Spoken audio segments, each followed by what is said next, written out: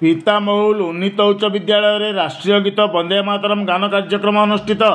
ସୂଚନା ଅନୁସାରେ ଶ୍ରୀ ବଙ୍କିମ ଚନ୍ଦ୍ର ଚଟ୍ଟୋପାଧ୍ୟାୟଙ୍କ ରଚିତ ରାଷ୍ଟ୍ରୀୟ ଗାନ ବନ୍ଦେ ମାତରମ୍କୁ ଆଜି 150 ବର୍ଷ ପୂର୍ତ୍ତି ହୋଇଛି। ଏହି ଅବସରରେ ପୂର୍ବରୁ ସରକାରଙ୍କ ଦ୍ୱାରା ଜାରି କରାଯାଇଥିବା ନିର୍ଦ୍ଦେଶନାମା ଅନୁସାରେ ଆଜି ପୂର୍ବାହ୍ନ ଠିକ୍ 10 ଘଣ୍ଟା ସମୟରେ ଜିଲ୍ଲାର ସୁବଳିଆ ଥାନା ଅନ୍ତର୍ଗତ ପିତାମହୁଲ ଉନ୍ନୀତ ଉଚ୍ଚ ବିଦ୍ୟାଳୟରେ ପ୍ରଧାନ ଶିକ୍ଷୟିତ୍ରୀ ମଞ୍ଜୁଲତା ଜଗଦଲାଙ୍କ ନେତୃତ୍ୱରେ ବିଦ୍ୟାଳୟର ସମସ୍ତ ଛାତ୍ରଛାତ୍ରୀ ଏବଂ ସମସ୍ତ କର୍ମଚାରୀ ଉପସ୍ଥିତ ରହି ରାଷ୍ଟ୍ରୀୟ ଗୀତ ବନ୍ଦେ ମାତରମ୍କୁ ସମ୍ପୂର୍ଣ୍ଣ ଗାନ କରିଥିବା ଦେଖିବାକୁ ମିଳିଛି। ସମସ୍ତ ଛାତ୍ରଛାତ୍ରୀ ଏବଂ କର୍ମଚାରୀ ଏହି ଗୀତକୁ ଶ୍ରଦ୍ଧାର ସହିତ ଗାନ କରିଥିବା ବେଳେ ଗୀତ ଗାନ ସମୟରେ ସମସ୍ତଙ୍କ ହୃଦୟରେ ରାଷ୍ଟ୍ରଭକ୍ତି ଏବଂ ରାଷ୍ଟ୍ର ପ୍ରତି ସମର୍ପଣ ଭାବ ଜାଗ୍ରତ ହୋଇଥିବା ଦେଖିବାକୁ ମିଳିଛି।